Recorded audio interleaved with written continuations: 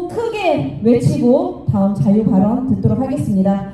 박광순 의장은 독단적인 의회 운영 사과하고 무너진 신뢰 회복하라! 성남시 의회 정상화는 재발 방지 약속뿐이다. 즉시 약속하라! 네, 첫 번째 자유 발언은 조의원 의원님의 4만 5주택 공급 성남 터미널 어떻게 할 것인가에 대해 듣도록 하겠습니다.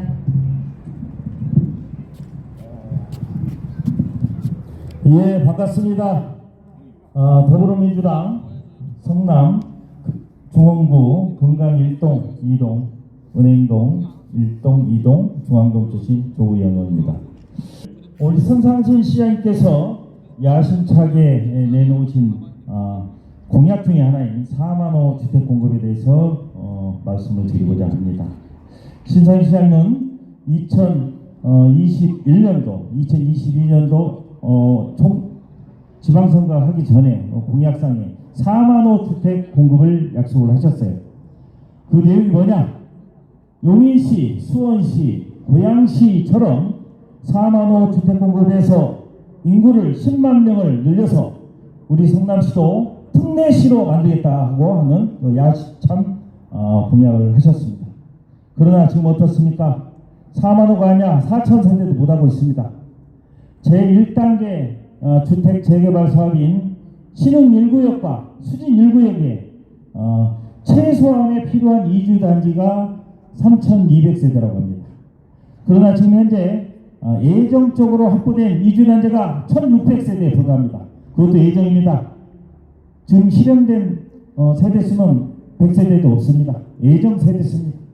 그리고 제2단계 주택사업 확보진 태평 3동, 신흥 3동, 상동 3구역에 이주주택단지가 최소한 4,800세대가 필요합니다.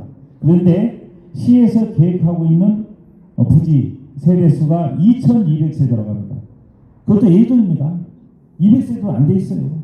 어떻게 하실 건지 나 참 답답합니다. 그리고 성남에 지금 현재 가로주택 사업을 많이 하고 있습니다. 그러나 가로주택 사업이 48개의 연번을 받아서 지금 현재 조합 설립해서 성남시에 신청한 세대수 조합이 16개의 조합입니다.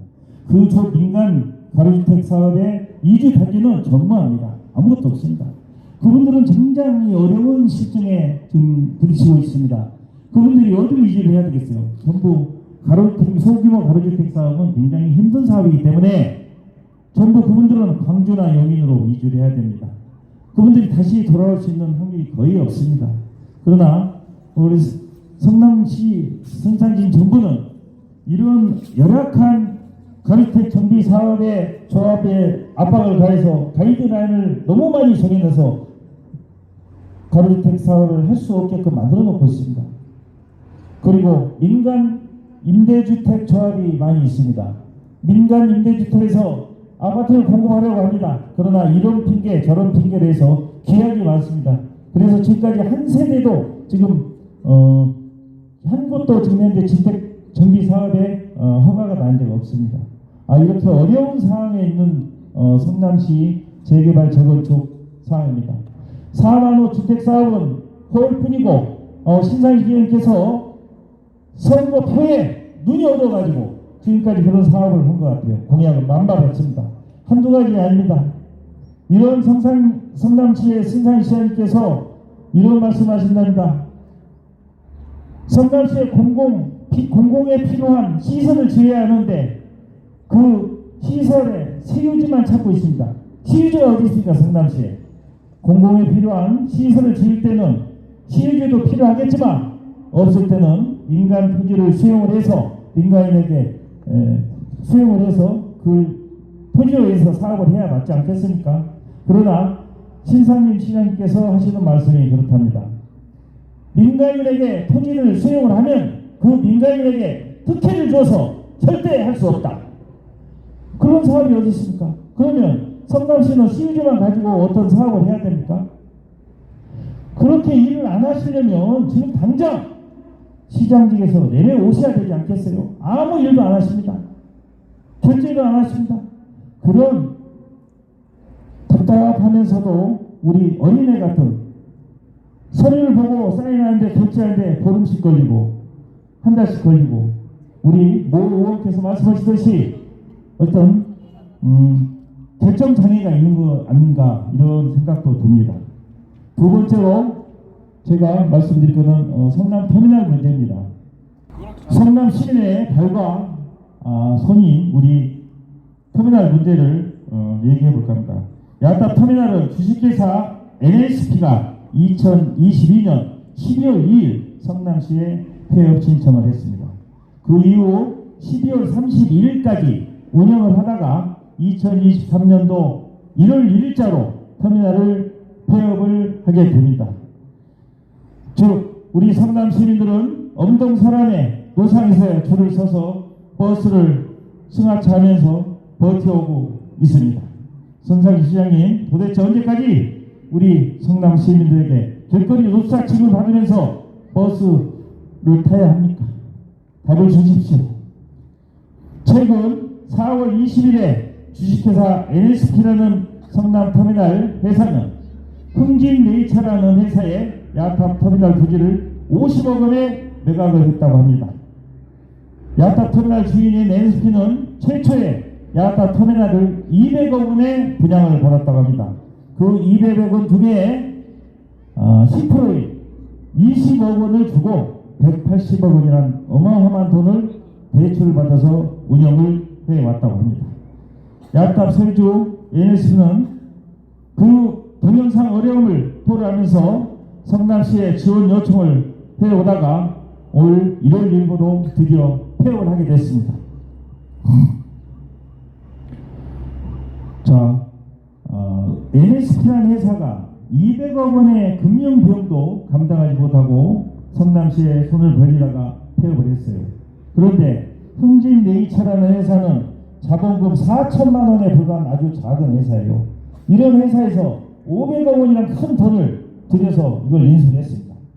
그것도 4월 20일 날 계약을 하고 2024년도 5월 24일 날 잔금이 기입니다. 무려 13개월이란 기간을 줬어요. 잔금 기한을.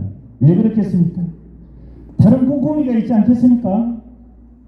혹자들의 얘기로는 흥진네이처라는 회사가 성남터미널 부지를 다른 용도로 용도 변경을 해서 리모델링을 해서 하려한다는 소문도 있는가 하면 또 다른 업자들은 다른 또 모종의 연관이 있어서 그걸 다시 새롭게 터미널로 이용하면서 성남시에 새로운 것을 요구한다 하는 이런 설도 있습니다. 성남시 터미널은 용도와 목적이 뚜렷합니다. 터미널 용도로밖에 사용할 수 없는 상황입니다. 이런 터미널을 다른 용도로 사용한다면 그거는 있을 수 없는 일이고 우리 성남시 시민들의 발을 묶어놓는 아주 암묵한 일이 아닐 수 없습니다. 성남시장님, 신상시장님, 성남시 터미널 문제를 어떻게 해결할 것인지 그 대안을 내보십시오. 500억 원이나 되는 큰 금융비용을 들여서 흥진네이처라는 회사에서 그걸 인수했을 때는 도저히 본 의원이 생각하기에는 지금 현재 있는 상태로는 경영을 이겨내지 못하고 다시 도산하게 될 것입니다. 그러나 그 회사에서 500억이라는 큰 돈을 대고 성남시 터미널을 인수했습니다. 어떻게 할 것인지 그 가이드라인을 마련해 주시면 고맙겠습니다. 저는 믿겠습니다.